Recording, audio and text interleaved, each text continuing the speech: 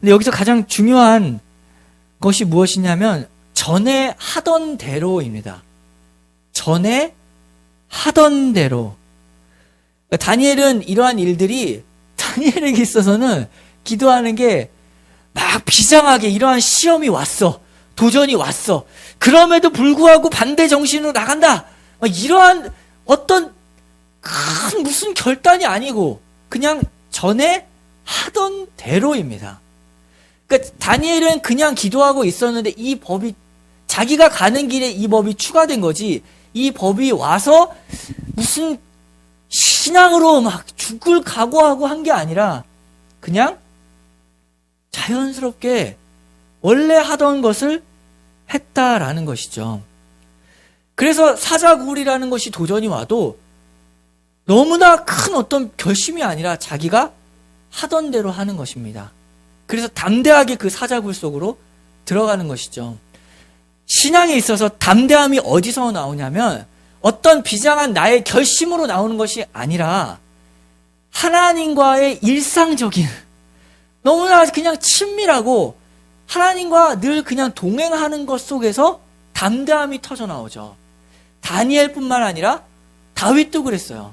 그냥 삶에서 나오는 겁니다.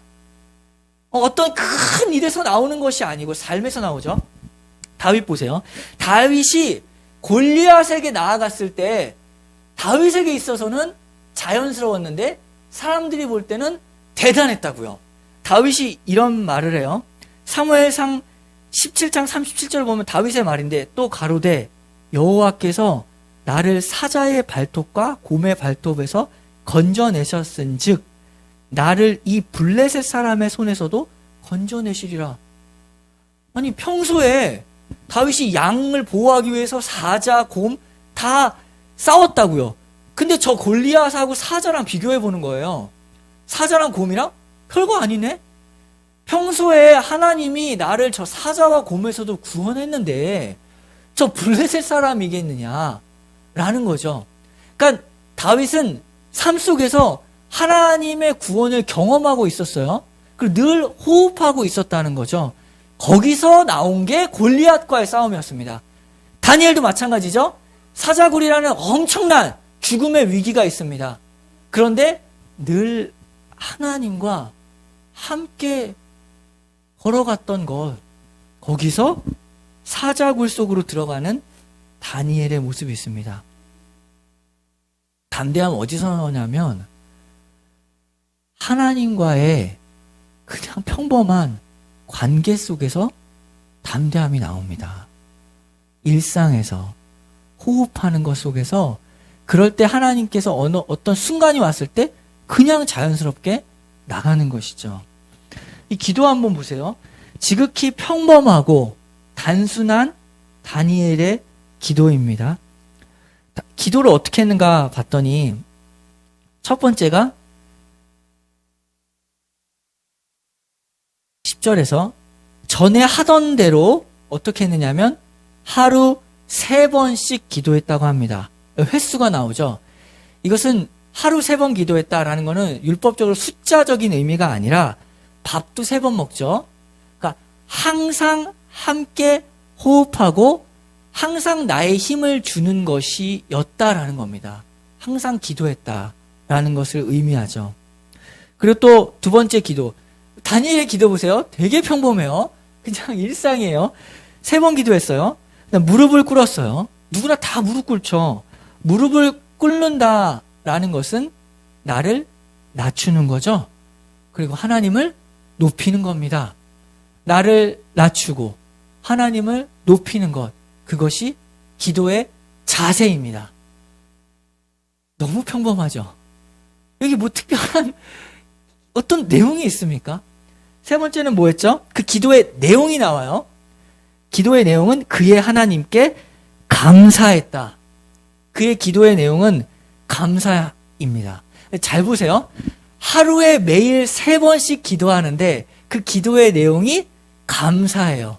하루에 3번의 감사의 기도에 내용이 있었다라는 걸 의미하죠. 하루 3번이나 감사할 내용이 있었다. 그게 어떻게 가능할까요? 아니, 어제 한 기도에서 그거 똑같이 감사했으면 오늘 할 기도는 없었는데 하루 3번 기도하는데 감사의 기도도 3번이라는 거죠. 매일매일이 감사였어요. 지금 내가 여기까지 온 것, 지금 살아가는 이 모든 현실, 밥 먹고 살고 이 모든 것들이 다 하나님께 감사라는 거죠. 너무나 평범한 기도입니다. 다니엘의 기도가 그냥 일상이었어요. 하나님과의 호흡. 거기서 다니엘이 사자 굴로 들어가게 됩니다. 지극히 평범한 일상 속에 하나님을 향한 우리의 담대함이, 신앙의 담대함이 있다라는 것을 보게 됩니다. 그런데 다니엘의 기도는 한 가지 특별한 게 있어요. 평범해 보이지만 아주 특별한 한 가지가 있었는데 그것이 무엇이었냐면 기도를 하는데 그가 문을 열고 합니다. 문을 왜 여냐? 창문을 열었다고 돼 있죠. 10절 보세요. 그가 집에 돌아가서 윗방에 올라가 예루살렘으로 향한 창문을 열었다고 합니다. 다니엘의 기도의 특별함은 그의 기도의 방향이 무엇인지를 알게 돼요. 예루살렘으로 향한 기도였습니다. 무엇이었죠? 그 기도의 내용, 모든 감사, 그 기도의 목적지가 하나님의 나라였습니다. 그것이 다니엘의 기도의 특별함이에요. 다니엘은 그냥 감사합니다. 하루하루 살아서 감사합니다. 라는 것이 아니라 하루 3번을 기도하면서 그의 삶에서 오는 수많은 유혹들이 있잖아요. 어쨌든 힘이 있잖아요. 대접받잖아요. 그래서 자기 삶이 흔들릴 수 있다고요. 근데 기도를 통해서 늘 자기 삶을 재조정한 거죠. 자기 삶의 방향을 하나님의 나라로 늘 재조정하는 시간이 기도 시간이었습니다. 우리가 기도할 때 무엇이 변하는가 생각해 보세요. 하나님과 깊은 교제 속으로 들어가면 내가 지금 먹고 사는 문제, 돈 문제, 이 모든 것들에 내 정신이 다 팔려 있는데 기도할 때 내 삶이 조정이 됩니다. 방향이. 내 삶이 조정되는 시간, 재조정되는 시간이 바로 기도 시간이에요. 기도 왜 합니까?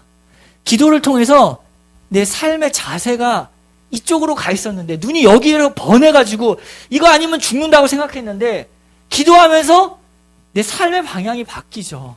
그런 역사가 일어나죠. 다니엘의 기도는 자기 삶이 대접받고 영광 있고 얼마든지 많은 것들을 취할 수 있는 능력 있는 사람이었고 사람들에게서 얼마든지 세상 속으로 가려면 얼마든지 갈 수 있는 다니엘인데 그가 3번 기도함으로 하루에 자기의 삶의 방향을 늘 예루살렘으로 향하게 했다. 기도의 특별함이 무엇입니까? 나의 삶의 방향, 목적지는 하나님의 나라다라는 것이죠. 우리가 기도 안 하면 보세요. 목적지가 자꾸만 여기서 진짜 물귀신 잡아 끌듯이 계속 여기에 걸려있는 사람들, 관계, 미움, 다툼 거기서 헤매고 있다고요. 근데 기도하는 과정 속에서 하나님이 나를 바꾸세요. 나의 삶의 방향을 재조정시켜서 예루살렘을 향하게 그것을 바라보게 하신다고요. 그것이 기도의 특별함입니다. 다니엘의 기도의 특별함이 여기에 있었어요. 어떤 자세, 모양 여기에 있는 것이 아니라 기도를 통하여 하나님의 나라를 봤죠. 사자굴에 들어갈지라도 자기의 눈은 어디에 있었냐면 하나님께 있었습니다. 지금 주변 사람들은 다니엘 미워하죠. 들어가는 곳은 사자굴입니다. 이게 무슨 감사의 내용입니까? 사람들 미워하는데 능력 있으면 뭐합니까? 사람들이 미워하는데 그리고 결국 가는 곳은 사자굴인데 이게 무슨 감사냐고요. 그런데 그곳이 하나님이 함께하고 내가 하나님을 바라보는 그곳이 가장 안전한 장소였죠. 오히려 불안한 장소, 가장 위험스러운 장소는 바로 다니엘 밖에 있는 사람들이었습니다. 그 사람 나중에 죽게 되죠. 다니엘 나중에 살게 됩니다. 하나님과 함께하는 것, 그것이 사는 것이다. 신앙의 담대함은 어디서 나오는가? 하나님과의 평범한 가장 일상적인 기도에서 나온다. 그 기도에서 나의 삶의 방향이 재조정되고 하나님의 나라로 내 눈을 옮겨가게 하게 하는 것이 기도의 역사라는 것을 오늘 배우게 됐죠. 그 기도의 역사 속에서 감사가 터져 나옵니다. 우리가 오늘도 감사를 했는데 다니엘의 기도, 감사한 기도, 하나님의 나라를 바라볼 때 예루살렘을 향하여 내 마음의 문을 열어 젖힐 때 그곳을 통하여서 감사가 터져나오게 되고 하나님을 통하여서 감사가 흘러나오게 되는 것이죠. 이것을 우리가 오늘 배우게 됩니다. 기도는 우리의 삶을 재조정하는 시간입니다. 매일매일 기도함으로써 다니엘과 같이 하나님과 늘 호흡함으로써 세상 가운데 담대하게 서며 자유롭게 설 수 있다. 오늘 이 다니엘의 기도, 이 특별한 기도가 우리의 기도, 우리 교회의 기도가 되기를 기도합니다. 같이 기도할게요.